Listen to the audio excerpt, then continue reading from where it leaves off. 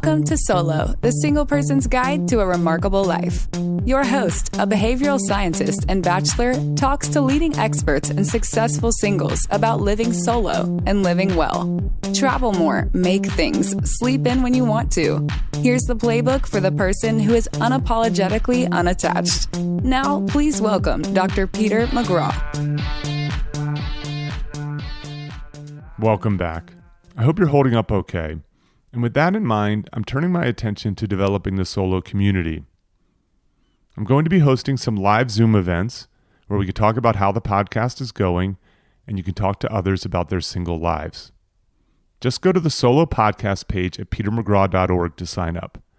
That is the Solo Podcast page at petermcgraw.org. As you know, I like to ask the question, are you the hero in the story of your life? In this remote taping, I talked to a writer, editor, and expert on story structure. We discussed the hero's journey and how it applies to you and the changes you want to make due to the pandemic or otherwise. We discussed so many things, but a couple things that I like is the need for the hero to make an internal and external change, and the value of allies and enemies, and that these enemies may be people close to the hero. We lean heavily on The Matrix as an example of a hero's journey. You don't have to know the movie, but it will help. If you stick around to the end, for the bonus material, my guest dissects some well-known stories from a hero's journey perspective. I hope you enjoyed the episode. Let's get started.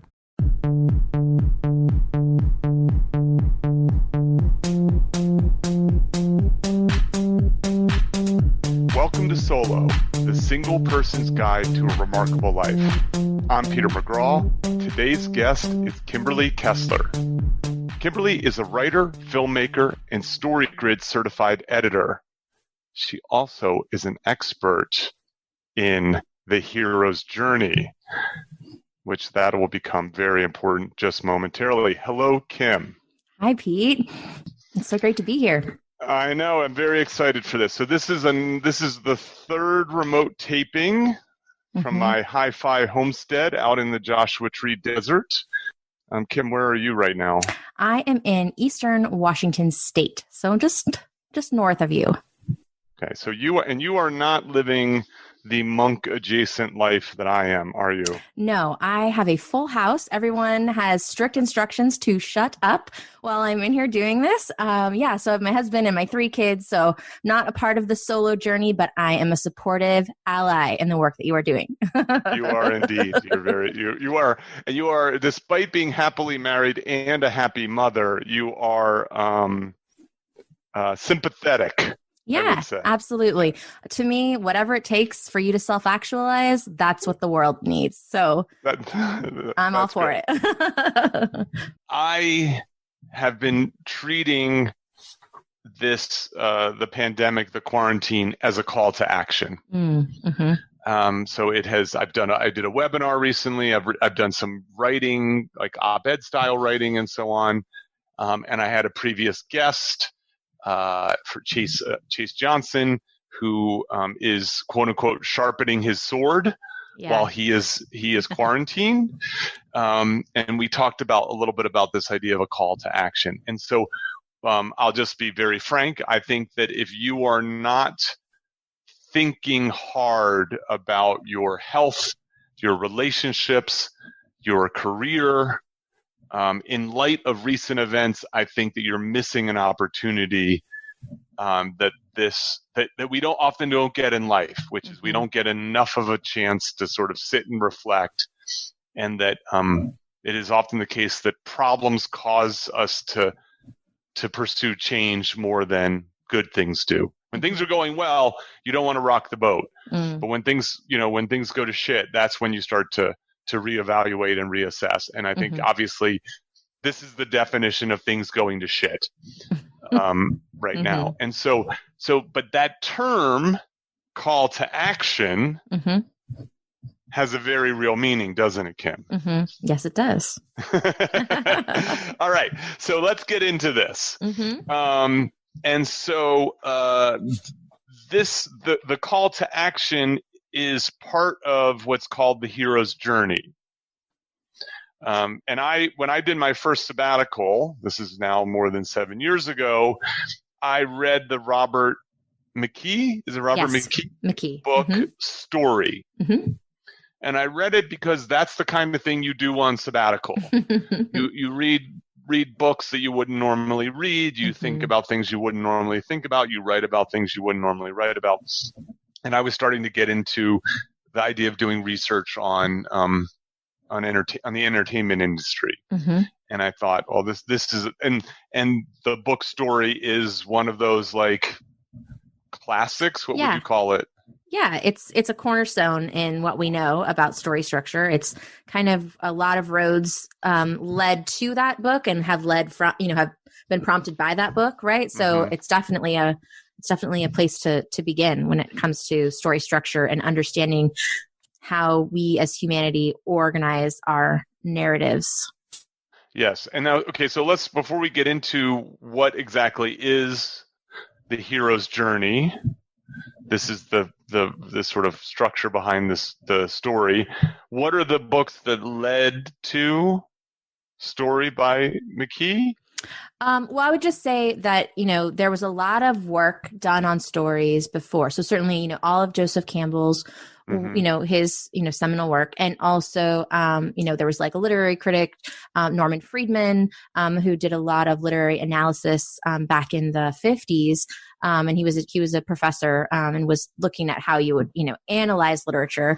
So he has a lot of, papers that he published but even, going back into, Plato and Aristotle, right, that are talking about, that's the 3-act structure and all of these ideas and all of these different, things that we would get when people, because basically what's interesting is, storytelling's been around since Homo sapiens have been around, right? That's like part of our evolutionary gifting is that we can tell stories so that people can learn lessons to prescriptive or cautionary tales to survive and thrive, right? So we've been doing this, but then we start getting people who are, it's like implicit knowledge that we have as a human. It's in our DNA. It's just part of who we are, the way that language is part of who we are. And so then you start getting people to explicitly look at it, right? They start like, you get the philosophers who start looking at why are things this way and how do we, and they start doing this. And so as we start to become, we have the benefit of technology, we have more time to sit around and think about things and ponder. And so it's not, and so not only do we start to become more self-aware of how we tell stories and the structure that lies beneath that, but the stories themselves start to change because now we don't just have to tell stories about tigers in the bushes, right? Now we get to tell stories about, self-actualization. It's not just about survival anymore. And so, so there's all kinds of fascinating things that have been going on in the world of storytelling.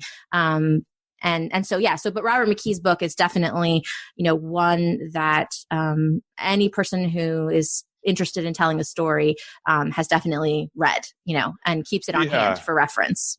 Yeah, it's sort of like if you're an aspiring screenwriter, this is one of the 10 books you should be reading. Absolutely. Right? That kind of thing. Right. So I think this idea, I think the average person, I think the idea of story has kind of come to become more prominent. You read about it more. There are people who talk about story. You might get a business consultant talking about story and so on. But I think one of the neat ideas, I think you're right about this idea of story, is that it's such a, obviously it predates writing, absolutely, and it was a way to pass knowledge on, and there seems to be something kind of special about that sort of 3-act structure. And then of course when people then, like Joseph Campbell and the folks who follow, then analyze it and then put it into a book, it sort of reinforces it in a sense, right? So then it becomes, I don't want to say a formula, but it becomes a format. I think it explicitly, it's just like a model, right? It's like a model that we use to make sense of a pattern that we're seeing. And so the way that, which is what Joseph Campbell did, basically, he recognized the underlying pattern of what people were implicitly doing, right? Cultures across, space and time are telling these myths to one, they're passing on these oral traditions, and yet they're all following there's this underlying structure that is, because that's how, what it comes down to ultimately is it's because it's how humans process change. So stories are really all about change. And so it's how we process change. And so, you were talking about how, right, we don't really want to change. Like, we'll stay in status quo as long as possible until we absolutely can't anymore. And that is basically what stories are about. How do you deal with unexpected events that drop in on your ordinary world that you avoided for as long as you can, right? Until you can't. And now what are you going to do? What are you going to do when you can't avoid the change? Yeah, that's great, because what happens is, so you might have a different way to talk about this, but I the way I have this is like the hero, right? So the hero of a story is living in his or her ordinary world, right? So whatever that might be, I like to talk about the Matrix, right? So that might be Neo in the Matrix, right? Neo is, a computer hacker. By day he works this sort of boring corporate job, and at night he's in the dark web, so to speak, right? And that's what he's doing. He's not a great employee. He's, he's kind of skirting the law and so on. I mean, that's his day to day kind of thing. And then there is this call to action, this call to adventure, that something external happens that you can't ignore, that's impossible to ignore. So that's my third point about Pete things Pete thinks is, here's your call to action, impossible to ignore.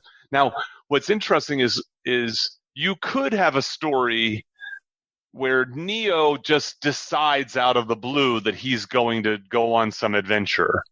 You know what I mean? Like, that could happen, but it's not a compelling story, right? Like, that doesn't happen in the movies and books very much, right? And so, it does, sort of, but it ends up being a slightly different flavor of story. And what happens, I think, is that he might decide to go on an adventure, but that's not the inciting incident. That is his ordinary world. He's like, I'm going to go on an adventure, but so then something else is going to happen that's going to be like, so you might think that you're just going to go do this thing, which actually will tie to one of the stories I'm going to talk about later, is that, you might think it's basically you have the ordinary world, I think, is nothing other than your plan. This is what I'm going to do. Yes. And maybe your plan is, I'm going to go on a road trip. Yay, road trip, right? It could be, I'm going to have an adventure. But you're going to do it based off of the, system one, right? Kim 1.0 is going on a road trip. But something unexpected is going to happen that's going to challenge the way I'm already perceiving that it's going to go, my intent, my goal, my essential action, like the thing that I'm like after, I'm going to be challenged. Got it. So anyway, it just kind of depends on, so you can have that. It's just then that's not necessarily what they're not being called to change yet, right? Right. So I see. Okay, so I'm going to let you pick up this thing. So in the Matrix, the inciting incident, I like to think. Oh, by the way, so Kim already foreshadowed this.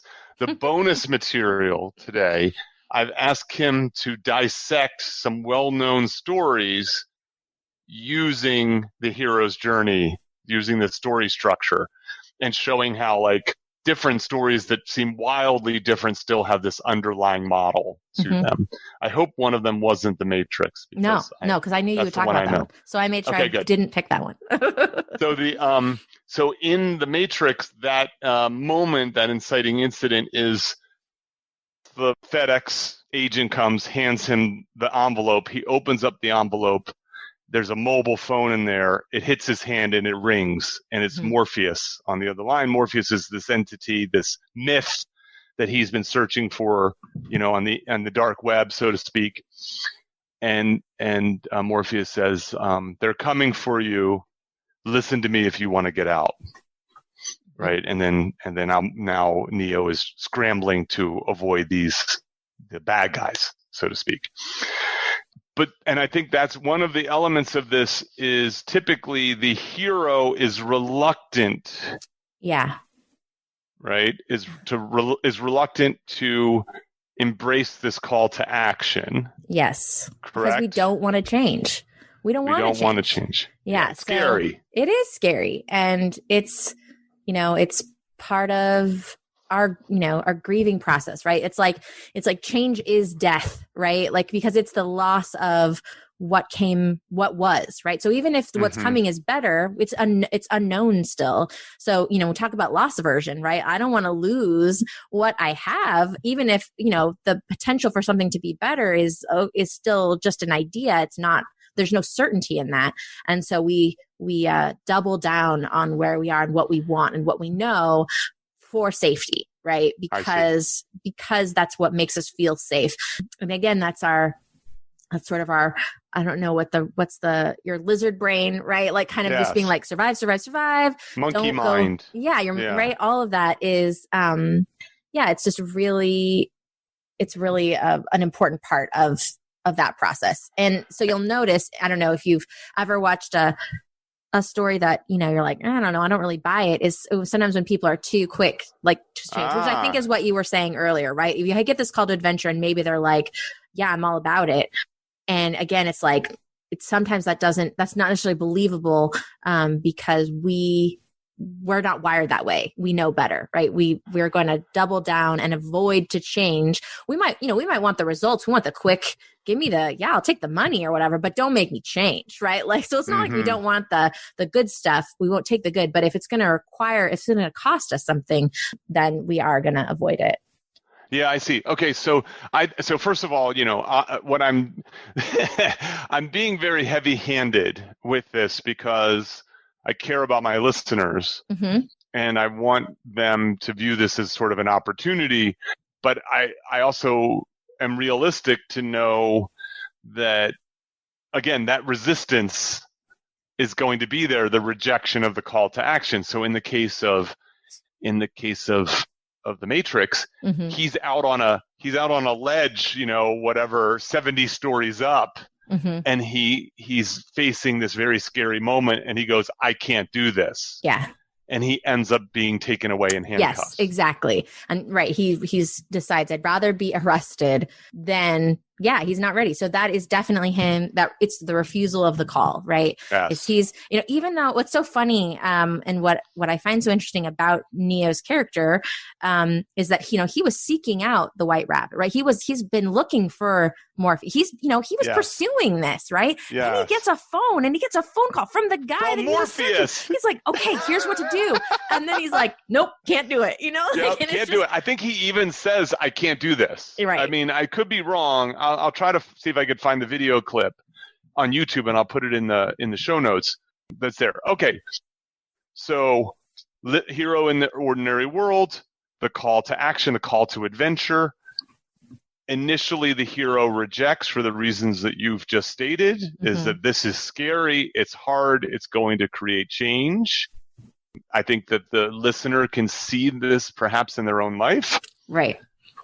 What happens next? So next, we are going to have the meeting with the guide, which basically this is your mentor, the person who's going to help you, because none of us can really change on our own, right? You need someone who knows more, who's wiser, who's been through it before, who has a different insight, who has, the pessimist needs the optimist and the optimist needs the pessimist. Like, we need to be able to see that there's another way.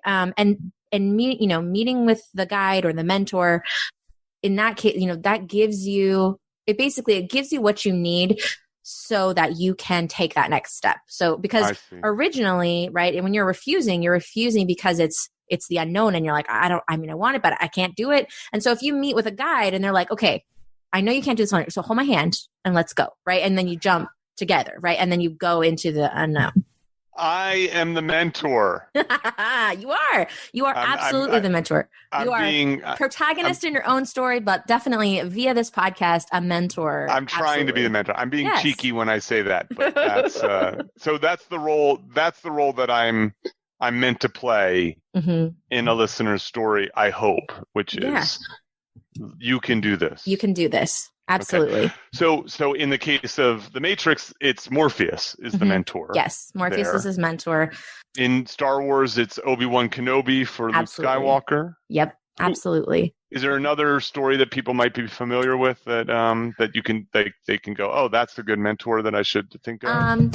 Well, this is kind of an inverse one, but if you think about Rocky, right? Yes. And if you think about his manager, right? Yes. And in that case, it's his, what I love about that story is, his manager. I feel ridiculous that I can't think of his name. Mickey, thank you. Mickey kicks him out, right? He kicks him out of the gym.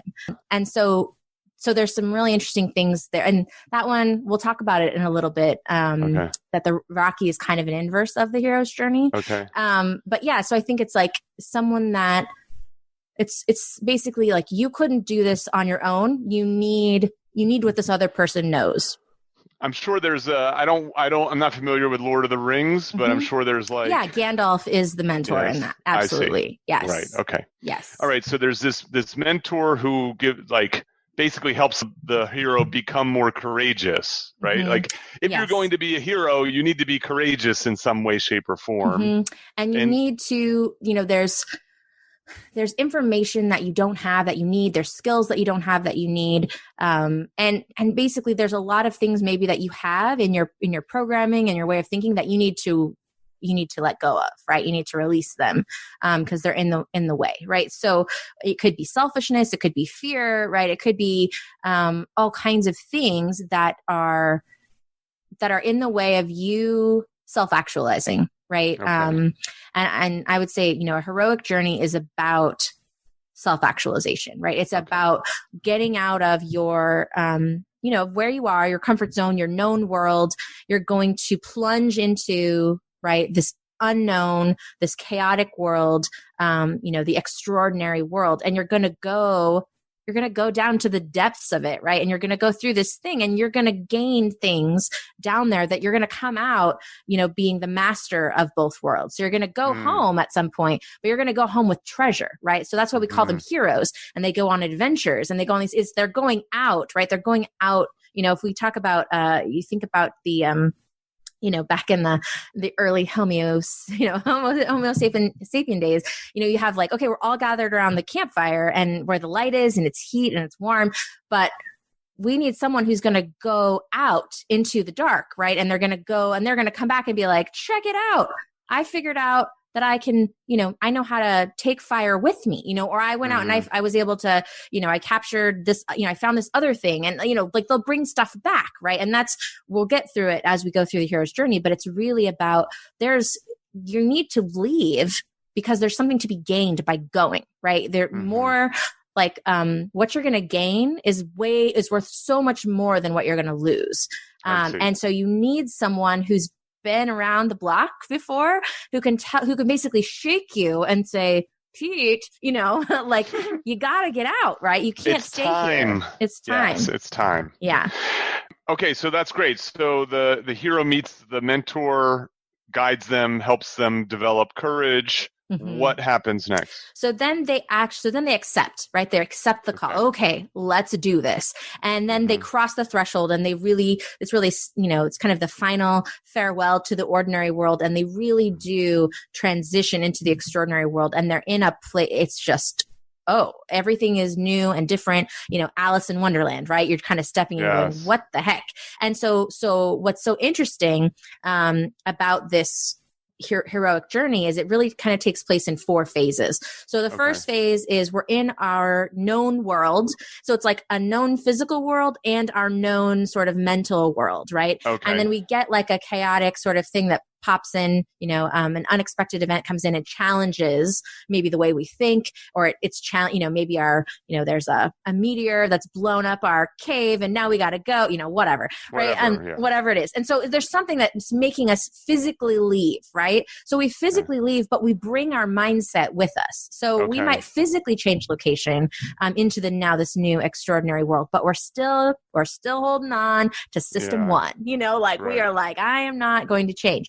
And so what's so fascinating about once we step into the extraordinary world is that now you get to be tested, right? So the next phase is tests, allies, enemies. And it's where you're going to meet the threshold guardian who's going to challenge you, who has their own agenda. And you're going to end up, typically in some sort of conflict. You're going to, make allies, meet friends, like maybe gain some skills, right? You get to practice some tests, like retrieve a sword, learn some skills, there's all kinds of stuff. But you're also going to, oh, that's the bad guy, right? You're going to start to see that there's other conflicts out here that you're going to need to deal with, but you're not ready to deal with them yet. Because if you went head to head with the antagonist right now, they're going to absolutely they would win. They would win. Yeah. And they do. You'll see them have a test that they will fail, right? Because they're not ready yet. They're still clinging to their old way of being, even though they're in this new world. They're like, okay, so one thing I want to make sure I bring up, and I think it makes sense to talk about it now, is that if you map the heroic journey with the Kubler-Ross change model, because again, that's how we process change, right? So, so the process of grieving, right, is basically you're choosing to, it's the same model, and that's why you'll just see this pattern repeat over and over and over again in all kinds of different places. And it's how we, that's how we learn. It's how we teach something to someone. And so stories are so fascinating because it's distilling this pattern of how to process new information and make a change. But it's doing it in a way, it's kind of like subversive, right? It sneaks it in because you're fascinated, but it still gets in you. So I want to highlight something. So I keep coming back. I'm just gonna keep doing the Matrix because I know it. I know the story well. So there's a sort of famous scene in the Matrix, which is Morpheus tells Neo about what's going on for real. He tells him about the Matrix and so on, and then he gives him a moment of choice where he says you could take the blue pill and go back to your life. Yeah. Or you could take the red pill and you could see the world for what it really is. Yes. Right? And so, and of course, Neo takes the red pill. If he didn't, the movie would be over, right? You go back, you get plugged back in. Yep. He gets plugged back into the Matrix. And then he takes, and of course, taking the red pill sets off a chain of events where this is not a pleasant world that's there. Yeah. And so you can imagine, taking that pill, that's a point of no return, right? Once he gets, once he takes that pill and he makes that choice, that's when everything comes unplugged from him. And then the machines, right, that he's kind of this battery, right? They're like, oh, he's defective. We're going to flush him, right? And so he's physically now removed from his place. And he's sent out into the cold, harsh reality, and gets picked up, right? And so now he's like, oh, this is the real world. So that's him. That's definitely that moment of, he's meeting with the mentor is saying, look, I think this is what you want to do. He accepts the call, he crosses the threshold, and now he's physically transported into an extraordinary world that his brain is trying to process, right? So he can't just instantly be like, okay, here we are. I'm out of the Matrix. It's it takes time. And which is why, stories happen little by little, right? It's bit by bit. It's why we process change bit by bit. We can't do it all at once.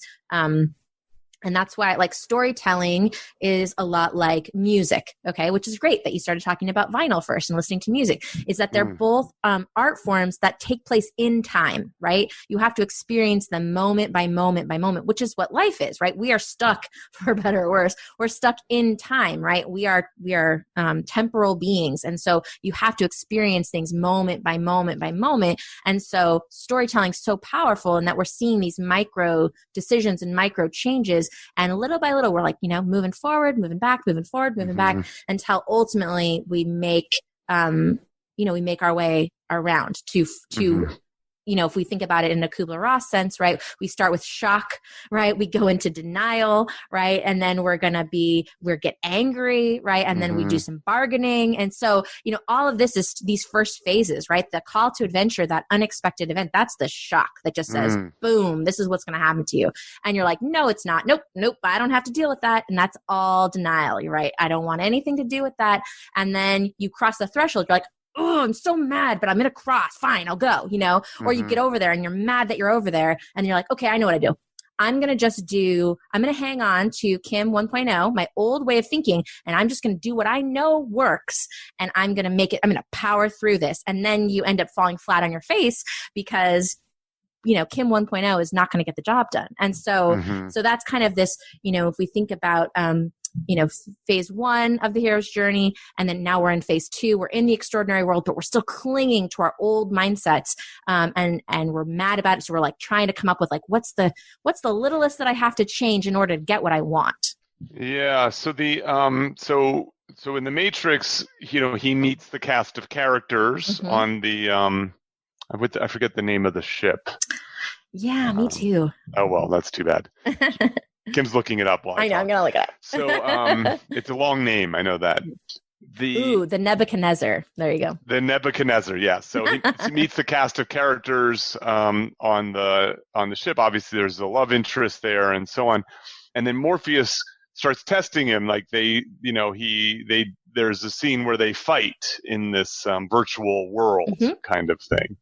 And Morpheus is by far superior and is sort of pressing Neo in many ways to sort of let go, like to believe more in who he could be. That's there. But one of the ideas that I like is this, you're encountering allies and enemies along the way. Yeah. And I think one of the important things as we translate the hero's journey into real life, I think there's some nice sort of, I think it works. Absolutely. In terms of thinking about your own life, is you need enemies to make a story. Yeah, absolutely. You need challenges that if it's as I like to say, anything worth doing is going to be difficult. And so you can't resent enemies. Right? You have to embrace enemies because they play an important role. Now, what might the enemy be in a pandemic? The enemy might be, right, a loss of a job, or the enemy might, like there's a lot of enemies don't have to be Darth Vader. Right. They have a lot of faces. That's right. Enemies can be tornadoes, and enemies can be, right, like that kind of thing.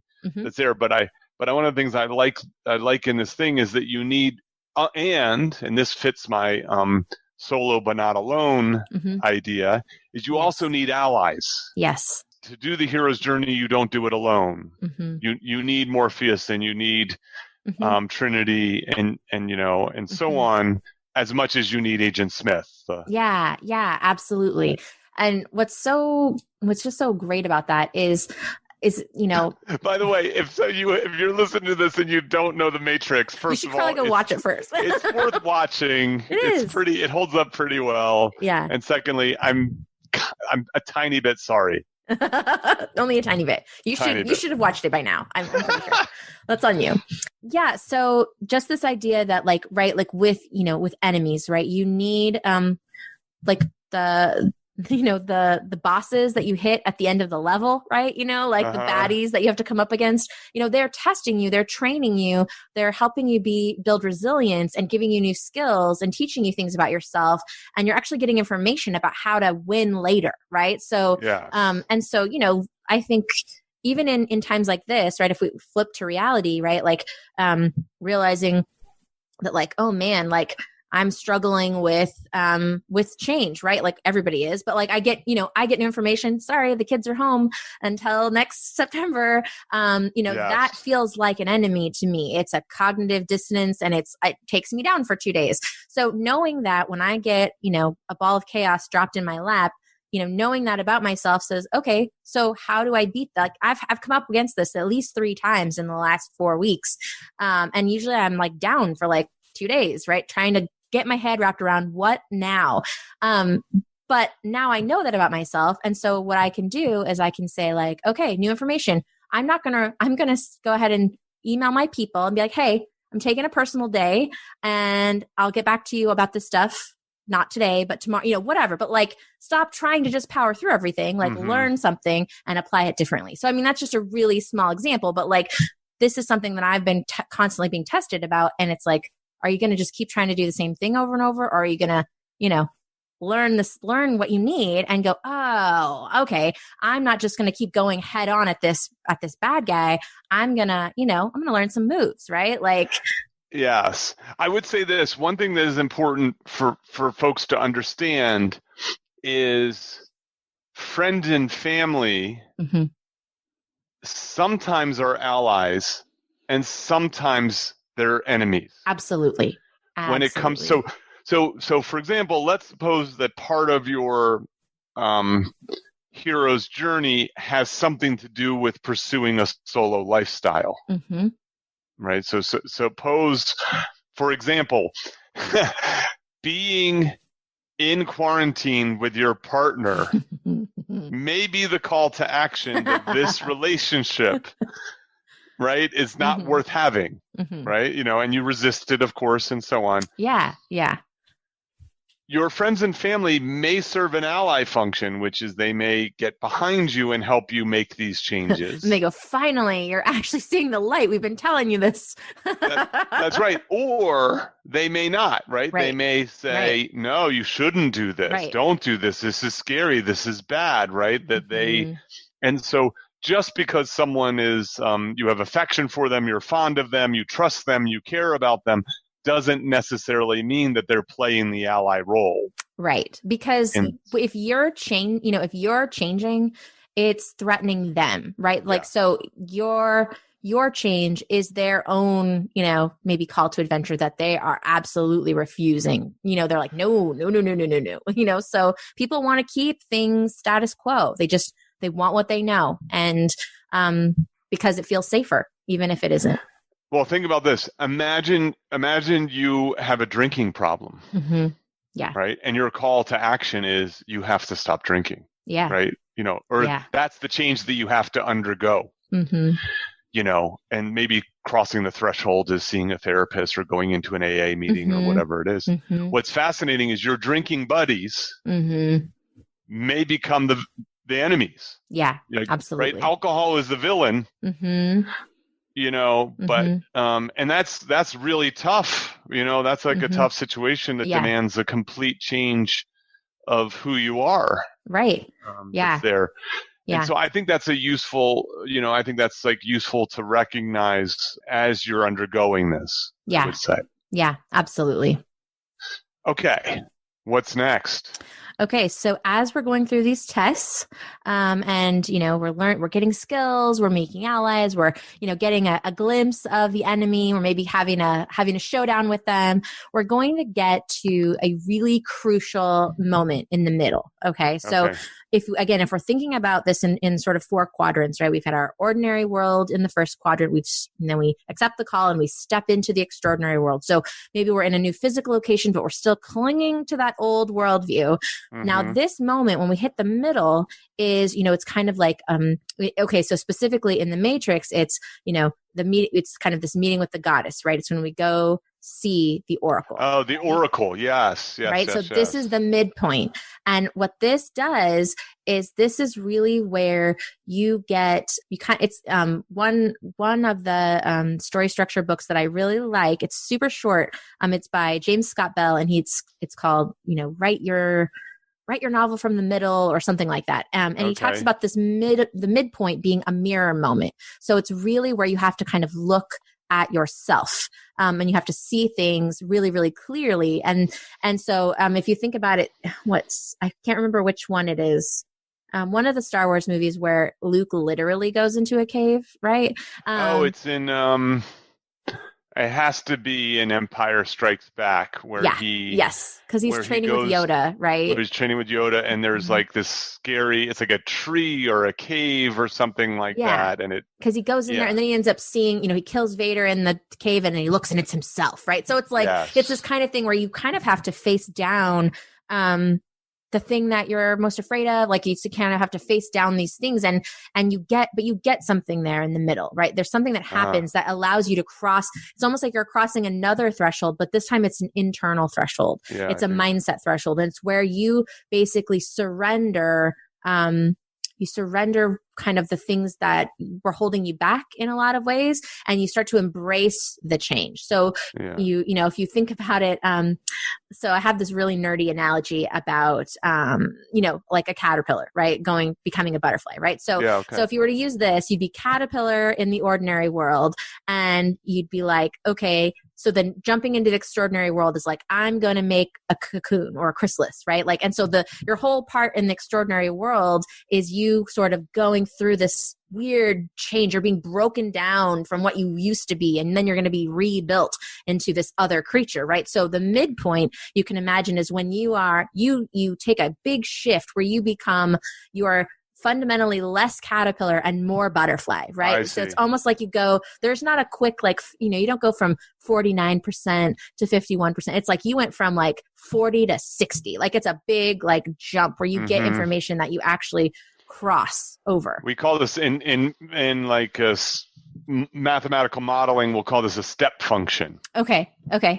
Yeah. So there's like this it's like a major turning point. Yes. It's a big jump. It's a big jump. Function. Okay. And so the midpoint of a story, you know, this meeting with the goddess, this, you know, entering the cave, like, you know, different stories kind of have a different feel about it. Sometimes it can feel like a low point, and sometimes it can feel like a high point. It kind of just depends on what the story needs. But it's basically this shift that makes you change, right? So in the Matrix, right, you know, this whole time Morpheus has been telling him, you know, I think you're the one. I think you're the one. And he's like, I don't. And so then what's so interesting is that the Oracle tells him, sorry, baby, you're not the one. You're not the one. You've got the gift, but you're not the one. You're not the one. But then she tells him gives him some information about that you'll have to choose between your life and Morpheus's life. And Morpheus is this guy that's just poured everything into him. So just Neo having this information that Morpheus's life is going to be in his hands at some point, like, makes him like sit up and take note. Like he starts to, you know, so getting that information, it lights a fire. It ignites him to be like, well, who cares if I'm the one or not? I am not letting Morpheus die. Right. Like, so, and in him accepting that makes him start pursuing things at a different level, which is how he comes to realize that he's the one. Yeah. The idea is that at that moment, Neo isn't the one. Right. Like, so the Oracle, right? The Oracle, he's not the one. He has to become the one. Yeah. Yeah. And so, but that trade-off sets him on that path. One of the things that I really like about the hero's journey, as I have like 5% of the knowledge that you have, Kim, when it comes to this. But I love this idea because I like to just keep translating it into life. Yeah. Yes. I like this idea that oftentimes the hero is on a physical journey, that there's some physical thing he or she needs to accomplish. Maybe that you need to beat Apollo Creed in the fight. You need to, blow up the Death Star. You need to save the Ark of the Covenant, whatever it is, that's there. Yes. But in order to do that, you have to undergo a psychological change. Yes, absolutely. And I think that is really fascinating in the sense that for those of us who see this pandemic as an inciting incident and it's going to set us along a hero's journey we would not have otherwise gone on, to recognize that you're going to have to change something about yourself. Yeah. In order to do it, you're going to have to reinvent yourself, create a new identity.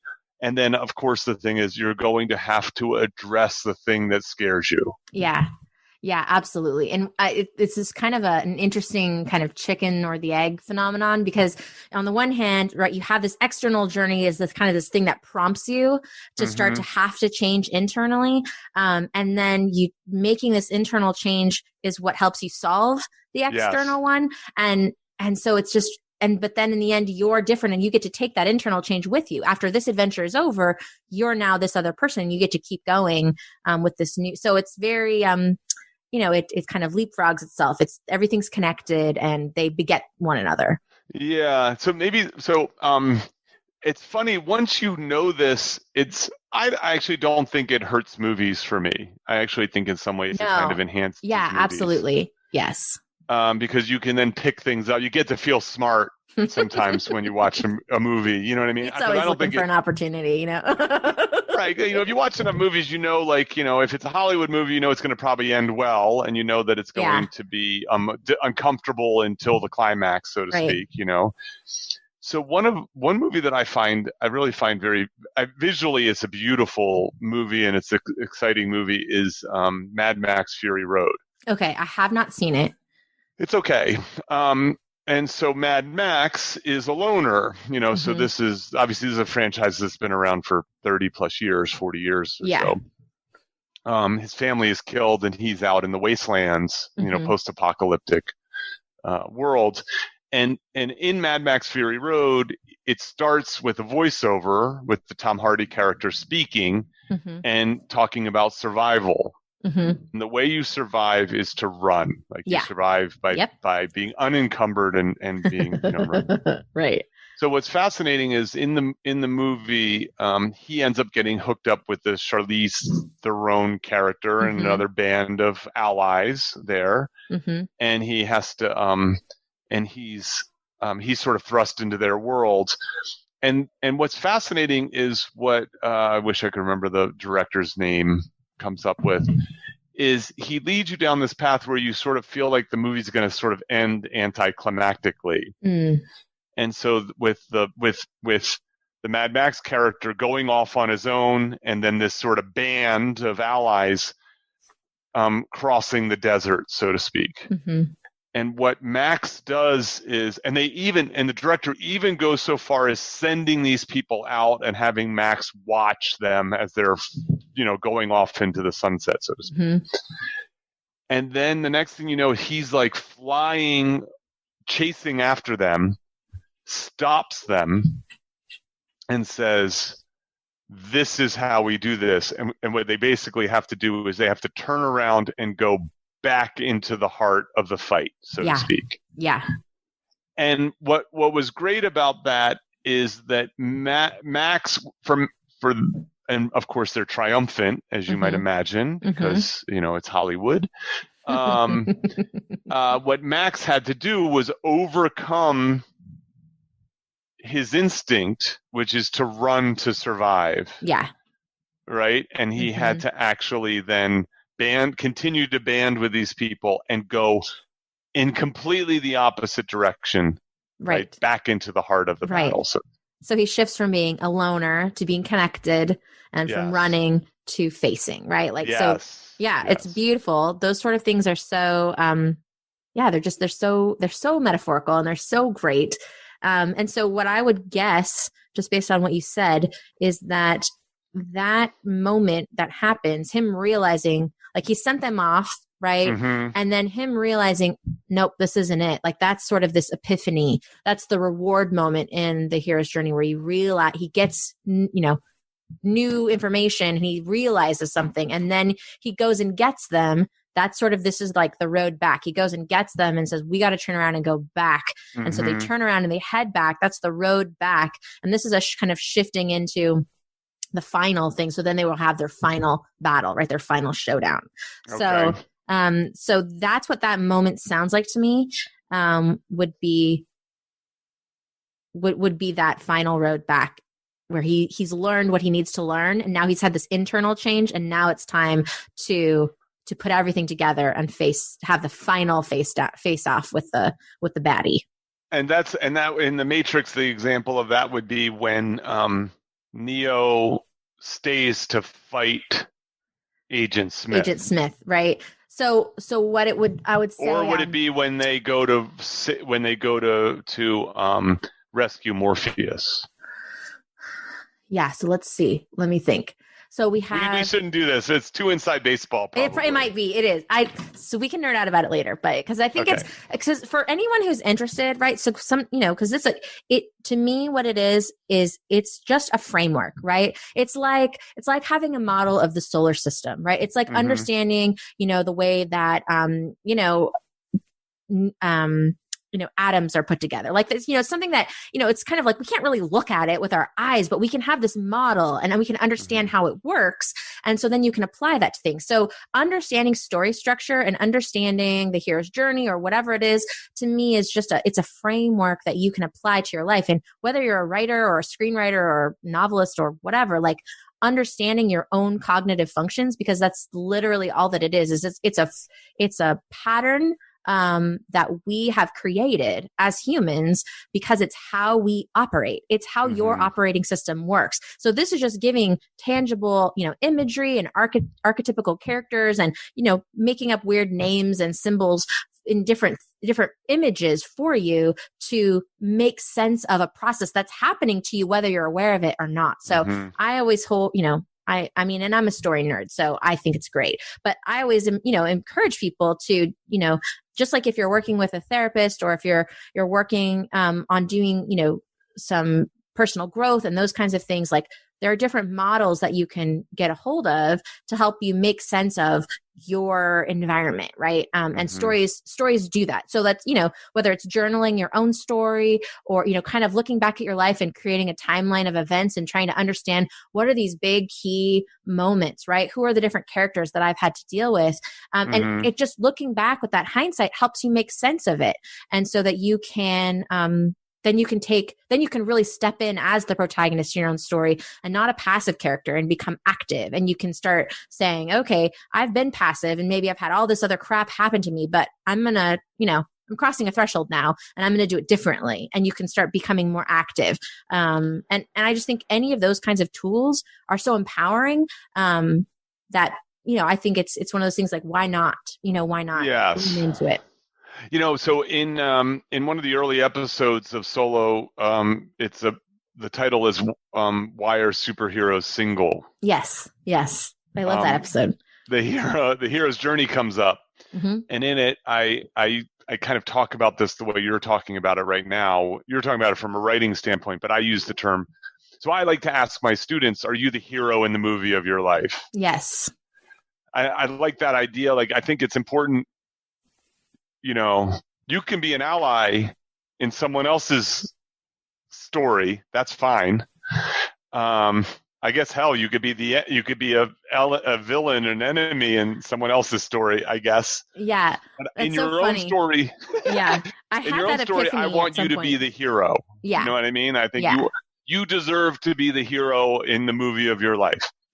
But what I like is this idea of I like to say, are you the director of the movie of your life, right? Like where you can then start to exert more control over the things that happen, the decisions that get made, and so on. And so I like what you're saying is to understand the model is empowering, like even though the average person will never write a story that may rely on the hero's journey, understanding the framework, the model can then help you craft a life. Yeah. Right. Because, it's just the thing is like, you can't have good without bad. You can't have wins without losses. Right. You can't have, good guys without bad guys, and so on. And so I like that idea. Okay. So let's tee this up. So there's the confrontation with the villain.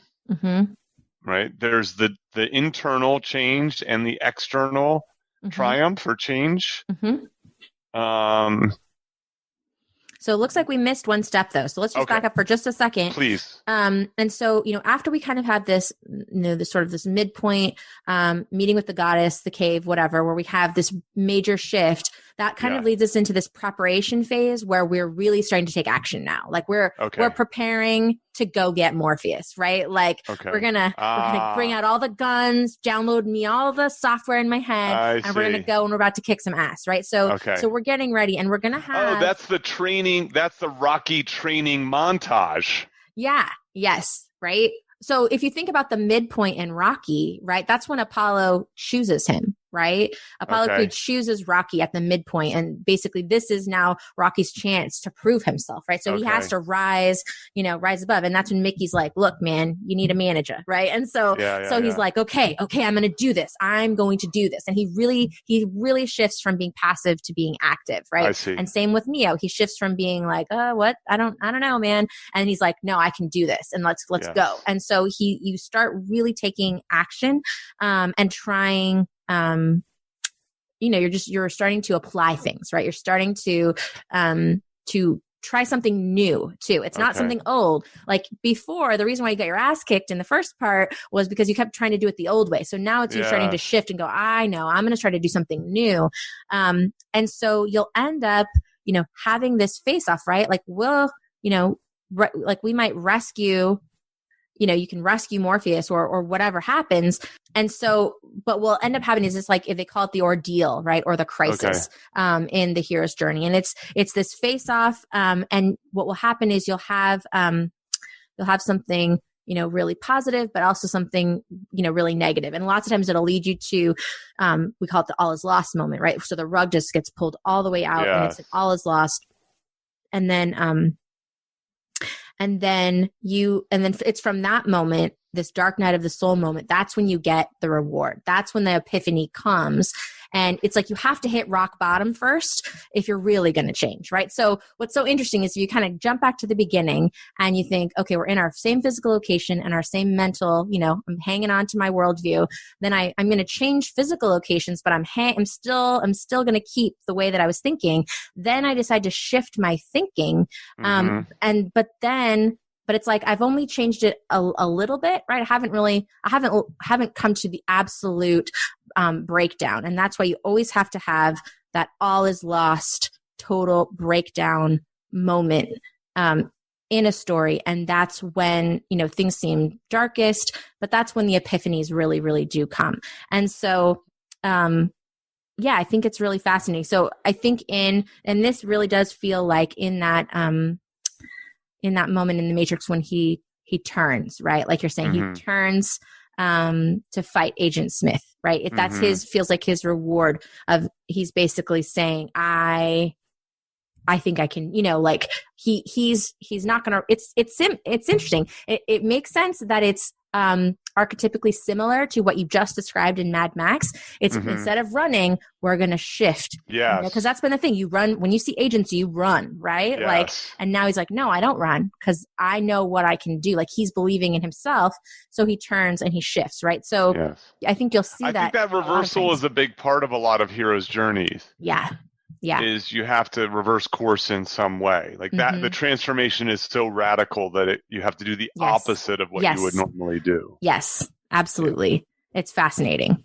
So I think, I'm going to keep bringing this back to changes as a result of the pandemic. Yeah. I think that this is useful for people to recognize that this will not be easy and that you might have to make a very fundamental change. Yeah. And you might encounter, what did you say, the all is lost moment. All is lost. Right? You might feel like this is not working and the temptation is to potentially give up. Yeah. The question is rather than give up, by the way, there's no shame in quitting, but there's shame in quitting too soon. And so to recognize that you might have to do additional work to see and I think having the framework of, the way that stories operate, right, is really, it's the most useful when things are at their bleakest, right?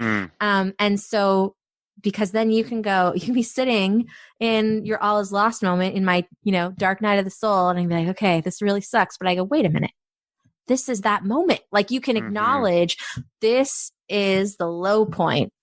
Oh, okay. So I have nothing left to lose then, right? And so if you have nothing left to lose, if you're at rock bottom, then there's a whole kind of like freedom in that, right? A freedom to try something new, a freedom to, you can surrender what you've been afraid of losing this whole time, right? Like, so there's new life that comes in that. And then from there, you're able to that's where I feel like that's where ingenuity and innovation and all of these really amazing creative, things can happen because of really bleak moments. So I think that's probably the story of humanity right now, right? We're kind of all stuck in one of these moments. Yeah. So then what does that mean for us? And will you let go of your old self? Yes. Right? Will you let go of the old way of doing things? Yes. That's there. All right, that's neat. Okay, so now what? So now we have our epiphany. The road back is basically where we're picking ourselves up out of the all is lost moment, and we have new information. There's a bunch of different, people have their own sort of interpretations of this, so they bring their own language, right? So the way that one person put it was the Q factor, right? So it's like the, if you think about a James Bond movie, right? There was Q would give him a bunch of cool shit at the beginning of the movie, and then there'd get to this point when he's like, what am I gonna do? And he's all is lost, right? He's no way he's getting out of this. And he's like, wait, I have this thing. My exploding pen, right? And so there'll be this thing, and I think that what we find is that when we're talking about our own lives, there's stuff that's been planted in your life earlier, right? There's conversations, there's, other experiences. And so when you get to this all is lost moment, you get a shift in perspective, so you can see all of that stuff that came before in a new way. And it's like that Q factor. You're like, oh my God, I have this, right? Like you start to recognize, you look around, right, at the, what do I got? I got to MacGyver my way out of this, right? What do I have? What can I use? And that can prompt you to find, your actual inner gift, right? And the hero's journey is all about releasing the gift, right? And every person, has one, right? And it's about you self-actualizing and coming to bring your gift to the world, because that's what we need, right? We need people to show up in the fullness of who they are and give their gifts. And that benefits the whole, right? And so the road back is really starting to recognize, like, okay, you like pull your team back together, right? Let me go get my allies, right? I might have to mend some fences. Maybe I offended a few people, but hey, look, I'm sorry about that. Let's get back together. Let's, I need you to help me with this final. We got to go face down the bad guy, whatever. Like there's this, you kind of pull all your resources together. You pull yourself out of the mud, pull your resources together, and then you're heading for your final showdown, which is where you're kind of this returning home, you're on your way back to the ordinary world, and you're going to have one more face off with the villain. And this is where you get to bring everything that you've learned in this journey up until now, you bring it to bear. And now you're not, I'm not Kim 1.0 that was back at the beginning of the story. I've went through so much shit since then. And I have learned from each one of these things, and I've gained skills, and I've got, I've got a sword, and I've got a shield, and I've got, all this stuff. And so now I'm ready, right? Now it's time to show up and have your final battle and make a sacrifice and share your gift, right? Whatever it ends up being.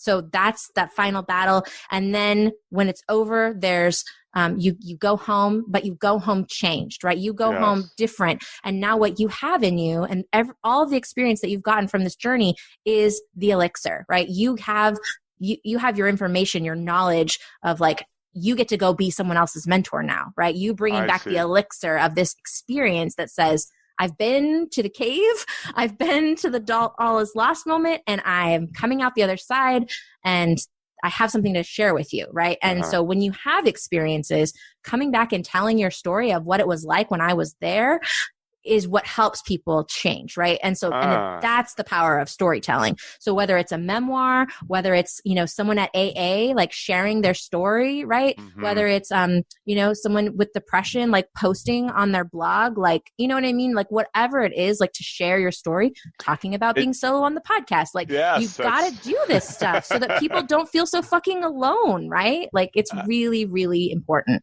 Yeah. Like I would say, I could not have done this podcast at age 25. Yeah. I could not have done this podcast at age 35. I could have done it at 45. But what I like to say is this is the podcast I wish I had when I was 25. Yeah. Absolutely. And so getting out on the other side of it, it hasn't always been easy, sort of embracing a solo lifestyle because it runs counter to the norms. You know what I mean? Like, there's a lot of friends and family who end up playing the enemy role at times. Yes. You know, I mean, they're acting in a way that they're trying to help, but they're misguided in terms of that. Yes, that they still can be, conflict, and an antagonist isn't so much about being bad. It's just that their goals are in direct conflict with your goals. You end up becoming obstacles to one another. Yes. Oh, that's good. That's it's not evil per se. It's just different goals. And you get in the way of one another. Yeah, for sure. I love that idea of when you return to the ordinary world, a changed person, that then you have the ability to play the role of mentor. Yeah. I think that's really neat. Like, you know, it's sort of like Skywalker becomes wiser as the trilogy moves on. Yeah. That's and really he gets to show other people because, you know, and it's like we need that, right? That's how we get to pass on knowledge and information, and these really valuable lessons because, you know, Obi-Wan died, right? Like he's not around anymore, you know, and so people have to pick up the mantle, right? We got to carry the torch, you know, for the next generation about these are the things that matter. And you can see that in storytelling, right? Like we go from the oral tradition to now we're writing stuff down to blah, blah, blah. And, you know, one thing that we haven't mentioned yet, but I figured we would get to it at some point, is that the whole reason why we do all of this stuff is to help get people's needs met, right? So when we talk about Maslow, right, Maslow's hierarchy, we don't have to think of it like a hierarchy, right? You don't have to think of it as these, you know, you have this one path, but you can just recognize that everybody has these needs and sometimes they're operating at different levels. So in the story grid world, we think of them more like gas gauges, right? Sometimes they're high, sometimes they're low. Talk for the listener who doesn't know the story grid. I don't think the average person knows what. Yeah, probably not. It's very niche. Oh wait, before you say this, before it slips away, what's interesting talking about? So you talked about Rocky. Yeah. You know, in later films, he becomes the manager and the teacher. Yeah. Right. Yes. Yeah. Okay. So. Yes, that's all right. perfect. So I don't think the average person really knows the nuts and bolts of the hero's journey, obviously, but they certainly don't know what the story grid is. What exactly is it? So the story grid is a methodology created by Sean Coyne. He was an editor in the big 5 publishing houses for 25 plus years. We've been saying that probably for several years, so it's probably been 30 now, you know. But he's business partners with Stephen Pressfield, who wrote The War of Art. And the story grid was basically his method that he came up with as an editor to help his clients, to communicate to them, here's what's working in your book and what's not. Because, you know, the way he would describe it is like, you know, he gets handed, you know, a manuscript and I've got to get this thing ready to publish in the soonest amount of time so that we can, you know, the way publishing works, we got to make money. And so he came up with this process. And originally, you know, he's a very intellectual guy. And so he came up with a way to basically, you can quantify, right? Qualitative and quantitative anyway, to measure if a story is working or not. So it's almost like, you check this box, or you give it scores. Kind of, right? Like you're looking at these specific criteria. So you're looking at, you know, and basically, you know, story operates kind of on two lenses, basically. You have the macro global story that we've been basically talking about with the hero's journey. That's this macro, you know, spine, right? Like, do we got these major moments? Can you see these big shifts happening? Is the story progressing in a way that's cognitively making sense to the reader? And then you have this micro stuff, which is like the scene by scene, moment by moment, you know, beat by beat sort of stuff in a film. Like if you think about it in a film, you might have a scene and you have, you know, lines of dialogue, you have these actions, you have these micro things that are happening that culminate into a larger change. And so you have all, you know, it's very arcs within arcs, you know, Russian doll. It's all very like things repeat and then they build upon one another until they ultimately have this climactic ending. And so he has ways of looking at the macro lens and then looking at the micro lens. We look at it scene by scene, and there's all these qualitative and quantitative things that we can look at to try to make sense of what's happening. And is this stuff, is it going to be satisfying for a reader, right? Is it really going to be something that they're going to have a a transformative experience by reading what you've written or whatever. And so, so it's his process. And so he wrote a book on it, The Story Grid. There's a podcast. There's the original Story Grid podcast. And then there's the one that I'm on, which is the Story Grid Editor Roundtable podcast. And we, watch a movie every week and analyze the crap out of it, doing all kinds of weird stuff. And it's an absolute blast. So for diehard story nerds, there's really, you can't beat it. But I don't remember why I was originally talking about that. I don't remember either. Oh, I was going to tell you about Maslow. Okay, so in Maslow's hierarchy, right? So what's interesting is if you look at the different genres of storytelling, so you have an action story, maybe you have a performance story, a war story, crime stories. Like there's all these different types of stories, love stories, and there's like worldview stories, right? There's all these different kinds of stories, and they map directly onto the kinds of needs that humans need, right? That we have to meet, right? We have our physiological survival needs. We've got our safety needs. We have our love and connection needs, right? Belonging, right? So, and one thing, so like whether or not you want to be solo or partnered, you still need connection, right? Like we still need love and connection in your life. So you still have that need, even though it's not, so there's other stories, buddy cop stories, right? You got a great buddy love story, right? That show about, it's basically that people are better together, right? Our powers combined, right? Like, the Avengers or whatever. Like people are bringing their unique gifts to the table, and then you're combining them for these really awesome outcomes. Performance stories that are esteem, right? Those are all like your esteem level stories, and self-actualization and self-transcendence. So you have genres that map directly to these needs because, again, the whole point of storytelling is it's a way that our ancestors helped each other get their needs met so that we didn't die, right? Like, don't die. We need you to live. And so we're telling all these stories. And so even now when we're telling, it's entertainment, but they're prescriptive and cautionary tales of how to get your needs met, right? Do this and good things will happen. Don't do this because bad things will happen, right? And so, so it's just fascinating about understanding like ways you can get your needs met. And I think looking at your own life again is such a great way to realize, oh, well, that did not work. Look at the cautionary tales of your own life. Like, man, I really should have listened to my own instinct and not done what my mom wanted me to do. Like, that's a great lesson that you can reflect in your own story and figure out, maybe some of these things. So, it's so fascinating to see how storytelling maps to, Kubler-Ross, how it maps to Maslow. Like there's all these pieces. And that's really what Sean Coyne's work is all about is, being able to tie them to, the sciences and the humanities really come together in a really special way in storytelling. So, so if I could try to connect this back to what I started off saying is, so I had mentioned these sort of three categories. So one is health. Yeah. Another's relationships, and another is career, right? So I can very easily see how this pandemic can be an inciting incident for any of those. So we've already alluded to the relationship one, obviously, right? So you have someone who is not as supportive as they need to be a life partner, for example. The health one, I think, is it can be rather clear also, right? So think about this, if you are a smoker, if you are overweight, if you have poor health, you are at much greater risk from this virus than someone else. And so this might be that kind of wake-up call that says it's time to make some improvements in life, as I like to say to my students, is your health really number one? Yeah.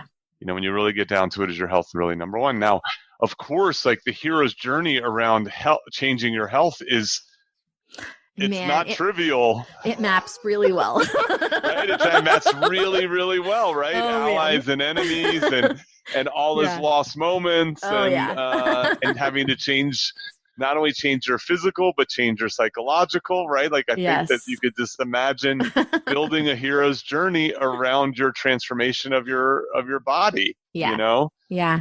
And then obviously, it goes without saying the career ones, right? Whether that be, finding new work, pursuing a new career, whatever that might be.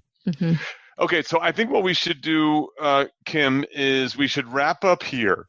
I'm going to say thanks to you in a moment, but we're going to come back for some bonus material, and you're going to you're going to dissect a few well-known stories using the hero's journey. Yes? Yes, I am. All right, super. Well, I'm excited about this because I'm always excited about this. I always feel like the bonus material is always the best part. Fun. Well, thank you. Well, this Kim, has been great. Yeah, this is super great. I knew it would be. I appreciate you taking the time and prepping all of this. I know how much you have going on. This stuff's easy to talk about. It's fun. It's easy to show up and talk about stuff that you love, and hopefully that you think are good tools for people to, take some control over a chaotic situation. So, absolutely. I think they are. I definitely do. All right, that's great. Cheers. Cheers.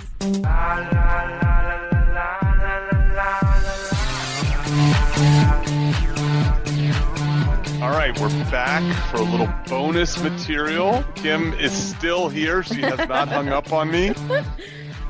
Everyone's still being quiet out there, so that's good. I think I heard the dog barking at some point, so we'll see if it came through. I think we'll be fine. I asked Kim to prep a few stories that she was going to dissect with the hero's journey. I have no idea what these are. I don't know if I've seen them or read them. So we'll see. So Kim, what is your first one? Okay, so the first one that I figured, with being as big of a blockbuster as it was, probably everybody's seen it or something, is Avatar. So I thought we would talk about Avatar. Pete, have you seen Avatar? You know what? I've never seen Avatar. Can you believe it? No, I can't, but it's fine. I know there's no good excuse, except it's like 3 hours. It right? is. It's 2 hours and 41 minutes. I went to check a clip of it today, and I was like, Jesus, that's a long movie. Yeah. But I have no excuse, because as many movies as I've seen and as much as I enjoy film, just because of, it was a groundbreaking movie because of the special effects. Yeah. Right. Yeah. But that's okay. But based upon the hero's journey, I should be able to still understand what goes on. Yeah, I think so. So what's interesting is the ordinary world in this story is actually still kind of extraordinary.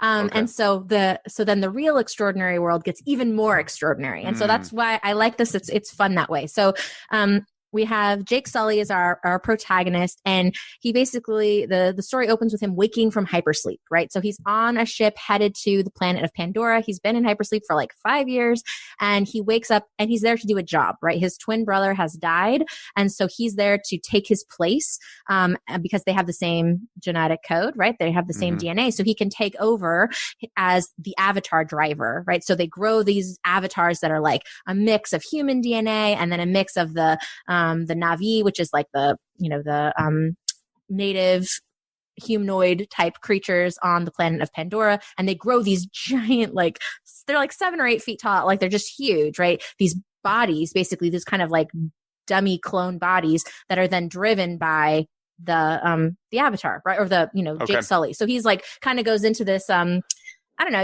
it's like laying in a weird sort of tanning bed, and he's like, his mind basically connects because of his DNA to be able to be in this body. So anyway, so that's the premise, right? So he's going to this crazy world. He knows he's going to do this avatar thing. He gets there, but he's still with the humans, right? He's on this like military base. The whole reason they're on Pandora is to mine. It's one of those, corporate bad guys versus nature, right? It's totally that story. And so he's still in his ordinary world, and, he's sort of a fish out of water already. But he's with humans, he's kind of like, there's the scientists, and then there's like the military jarhead kind of guys. And so he's kind of just learning how to navigate between that. And so he gets a couple cool things happen, right? He gets to drive his body. Oh, I've left out a really important piece of information. He is paralyzed from the waist down. Okay. So he was a Marine. He'd been in a war. He lost, he got hurt in the spine, so he cannot walk. So for him he's in a wheelchair. He shows up on this planet in a wheelchair. For him to get to go into this tanning bed and become a badass, avatar of this Na'vi, like, he gets to run again. Like, so there's these cool things happening for him. That's just like, this is amazing. Right. And so, I would say, his real sort of call to adventure, his challenge, is that the main military bad guy, right? Basically wants him to be a spy, right? He wants him to be a spy because the whole thing is, again, they're there to just plow through and they want to just take all the, whatever, the ore that they're mining for. Mm-hmm. And so Jake's job is to be a spy, to try to figure out a way to get the natives to leave their home tree. And so he's like, and if you do it, I will get you shipped back home and we will get you the surgery so you can get your legs back. Right? So there's kind of like this challenge, right? That he's given from the military guy. And so he has this sort of thing and he goes out on patrol. And again, this is still all sort of ordinary world for Jake. Like he's still kind of like just doing his job. So they go out on their first patrol. He goes out with the scientists. Basically, they try to take samples. They want to learn how this world works. It's an amazing, everything's connected, sort of like bioluminescence, and there's all kinds of fascinating things. So while they're there, they get separated, right? Some big crazy panther sort of animal separates them. And then he meets, basically he's about to get totally eaten by this panther. And Neytiri, who is the Zoe Saldana character, right, in this film, and she is a Na'vi, right? So she is one of the native creatures. So she saves him.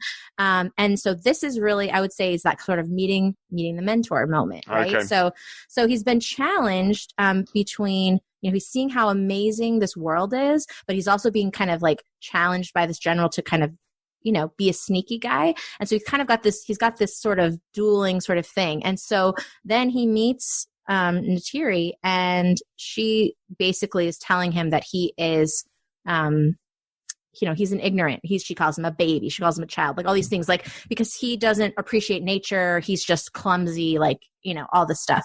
But he ends up winning her over. And then she agrees to take him with her. So then they kind of cross the threshold together. So now he gets to go kind of be in her, gets to meet her people, gets to go to Home Tree. Like, so he's doing it on this idea that he's kind of infiltrating, right? He's like, you got to teach me, right? So him passing into the extraordinary world is going from being sort of an outsider to an insider, right? So he's on Pandora the whole time, but he's an outsider, and then he becomes an insider, and then he basically gets access.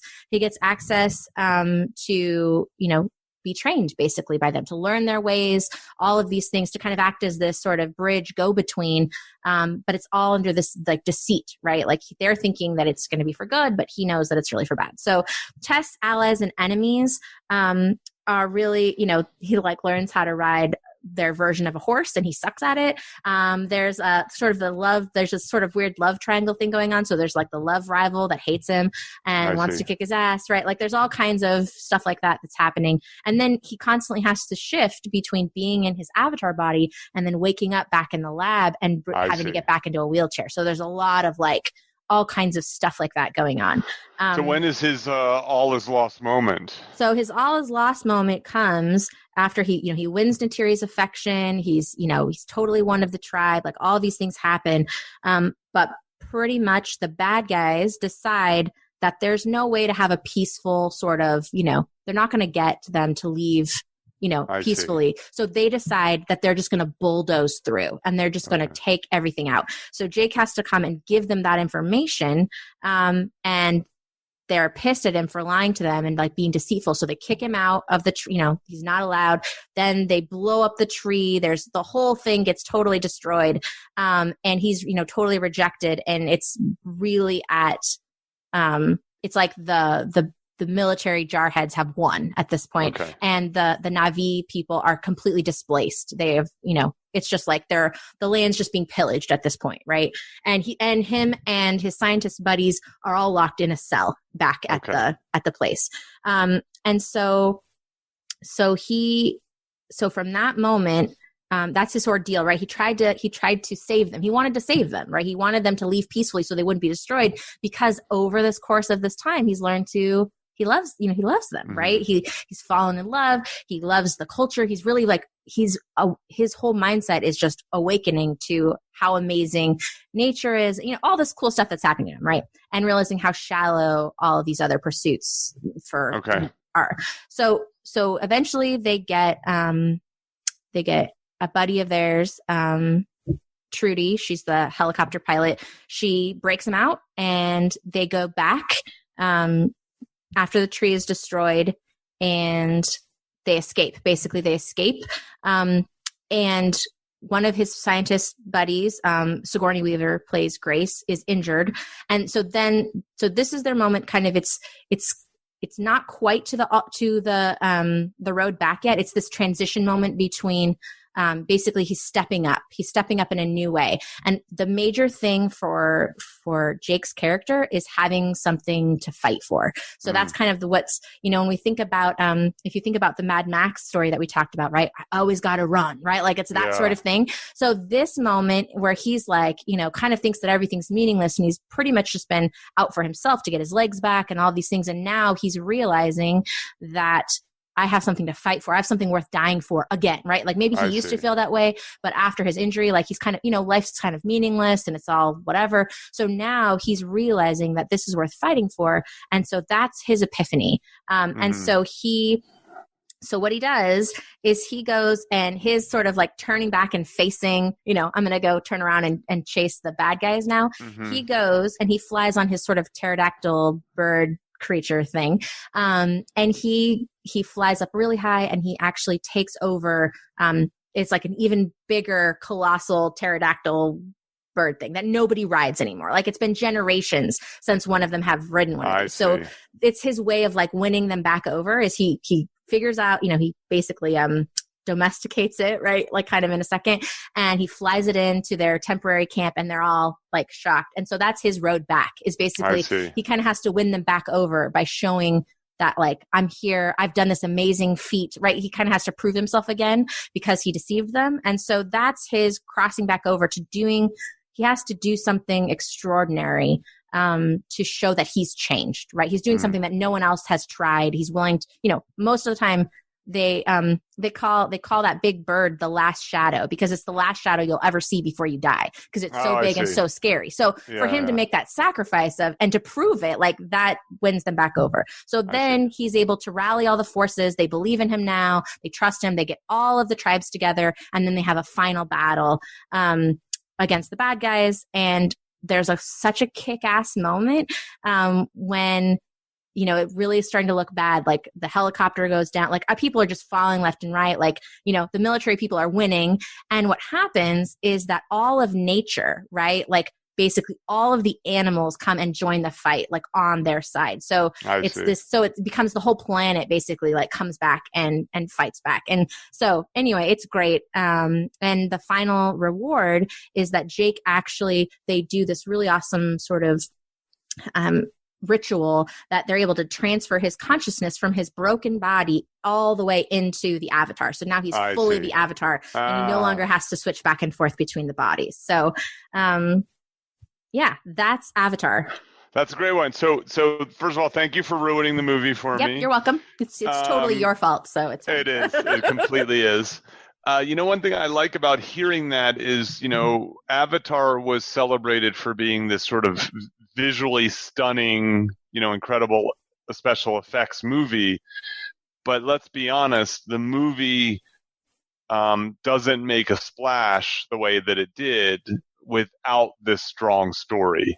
Right. Well, and it's kind of I was seeing a blog and it was saying like, it's Pocahontas, it's Dances with Wolves, it's all of these sort of like, outsider becomes the insider kinds of stories. And we've seen them over and over again. And sometimes they're done well. And sometimes they're totally, appropriation, which I've heard a lot of appropriation, arguments for Avatar, which, there's certainly validity to that. When it comes to the story, right, about someone who is really acting in their own self-interest to find something worth fighting for, to make a sacrifice for, and then to be integrated in a new way, like it feels good. Like it feels really good. So it's very satisfying in that way.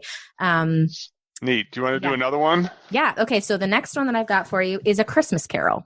Oh, wild. Which everybody knows A Christmas Carol. And what's really, again, and that kind of another interesting twist on A Christmas Carol is that he doesn't leave his town. He doesn't leave his bedroom, right? Okay. But he's taking, it's sort of the extraordinary world here is through time and space, right? And it's emotional, right? It's this, it's very much an internal journey for him. So the ordinary world for Scrooge, right? He's a rich miser. He's selfish, right? And so we get dropped in on him on Christmas Eve.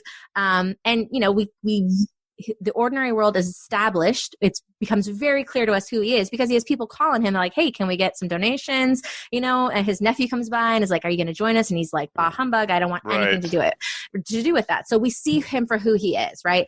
And then I would say his call to adventure is, Bob Cratchit, his super nice employee, asks for the day off, right? Like he's like, hey, can I have the day off tomorrow? It's Christmas.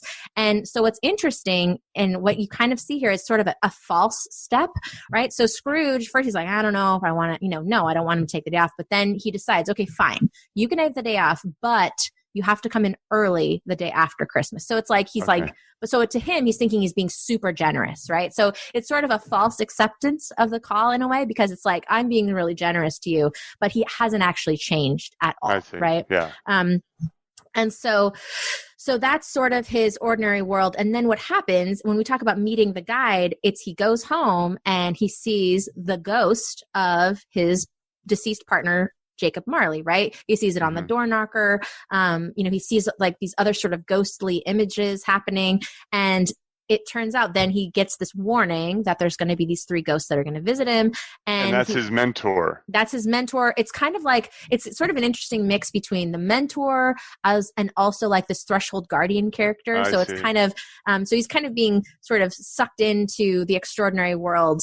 And so into this place where ghosts talk to him and, these things. And so then he goes to bed, and then he's awakened by, we have the ghost of Christmas past, and then we have the ghost of Christmas present, and then those are basically the rest of sort of his ordinary world. And he goes into the past and he sees, his old boss. He sees that was really nice to him, like what a good boss looks like, right? He knows, he's seen it, and he's just chosen not to, right? So that's really important for Scrooge. He saw the girl that he wanted to marry, and then he saw... in Christmas present, he sees like the nephew's party that he didn't want to go to, and he sees them kind of making fun of him. And then he goes to the Cratchit's house and he sees that Tiny Tim is really, really sick, and he sees the life that, Cratchit is living, and he's just like, oh my gosh. So what I love is that after these moments, so these are really, you can see these are his trials, right? He's going through these different ghosts. These are these tests that he's going through. He's having to kind of see himself and the way that he was, and people that would have been allies in his life, but he rejected them, right? And so now he's finding himself alone. And so then we get to, he's at this point where he tells the ghost of Christmas present that I'm changed. I get it. I'm changed, right? He feels like he's really made it. He's like, that's great, but you still have one more ghost. Like you still have one more ghost to come. And so then he has to face, the ghost of Christmas yet to come. And so this is really where I feel like we really hit that, the all is lost moment is having to face down that the future, right? Tiny Tim has died. Everyone's celebrating his death. He has to see his own grave, right? And this is where he realizes that he begs for his life, basically, right? He begs for his life. He believes he's going to die. He begs for his life. And he has to realize that if he doesn't change, he's going to end up like Jacob Marley going around with all these chains. And so this is really that all is lost, like ordeal moment. And so then when he wakes up the next day, right, his epiphany is I'm alive, right? Like, oh my God, like that's this reward. He went through this whole experience and he wakes up realizing that he's alive. And now he has a brand new sort of lease on life. And now it's like, okay, he had that experience. Is he really going to change or not? That's kind of his final test is he went through this whole experience, but now it's time to kind of put his money where his mouth is, right? Literally put his money in other people's mouths, right? So he goes out into the, he's giving money away, he's doing all these things. And then he ends up showing up at the Cratchits. So this is his final showdown to go back to, it's kind of you see these sort of bookends, right? Of the person that he wronged in the beginning, he goes back and he makes it right.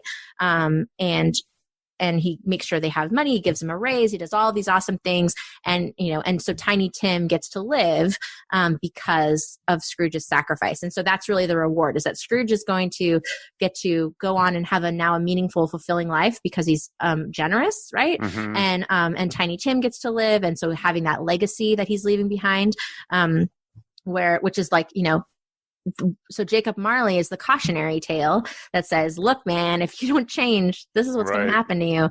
And so Scrooge learns that lesson and he becomes the prescriptive tale. So that's great. Wow. I wouldn't have guessed you were going to do a Christmas Carol. That's fantastic. Can we do one more quickly? Yeah. Do you so have one more? The other one I want to do for you, which I'm going to have to just leave it kind of as a teaser because there's this whole other thing that we didn't even get to talk about today.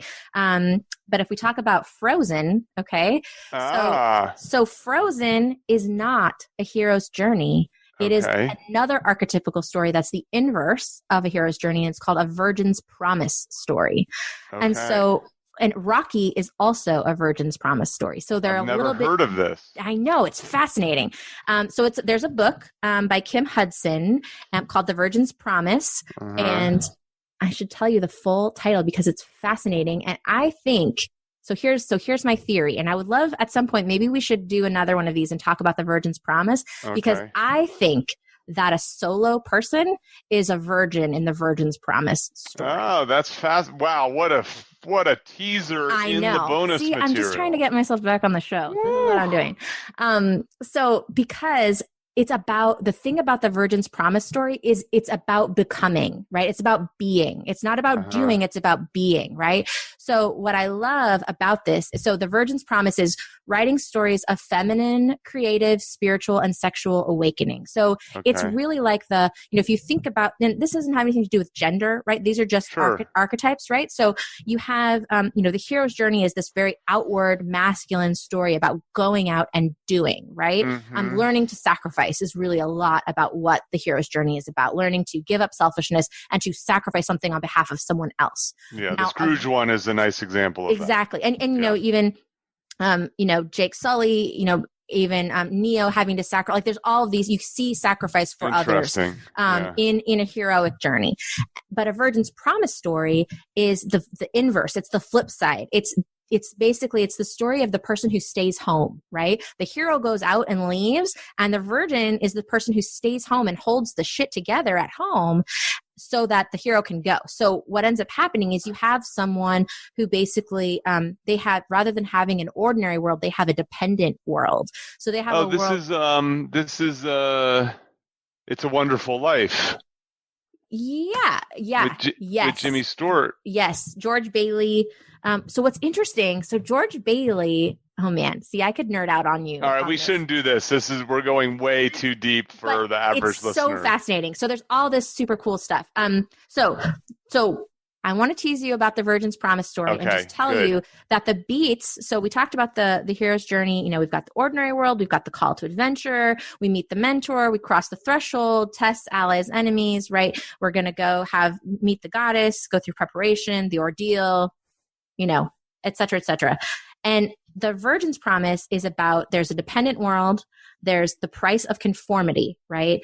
And so I think if you think about this in terms of a solo person, right, the price of conforming to a world that doesn't fit you is horrific, right? And the dependent world is that people want you to just play nice. They want you to follow the rules, just get married and have babies and do all that stuff. That's what I need you to do so that I feel okay.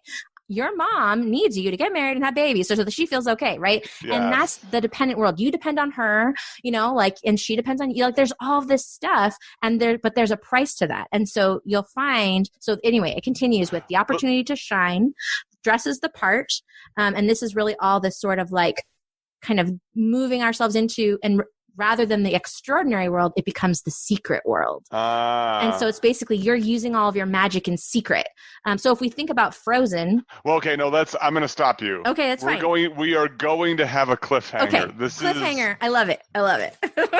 This is a huge cliffhanger. Solo's not known for cliffhangers, but happy to set a precedent. I think what we should do is we will return at a later date. I'm going to have you, because I don't even know anything about this. Okay. I think you're going to love it. I think you're really going to love it. We'll do a subsequent podcast on the Virgin's Promise. Yes.